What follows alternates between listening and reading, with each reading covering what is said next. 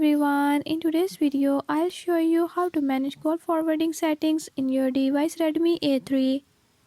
In this video I'll tell you how to on off call forwarding. Before move to the video, if you are new to my channel, don't forget to subscribe and hit the bell icon. Watch complete video and learn how you can do it. Let's watch the video.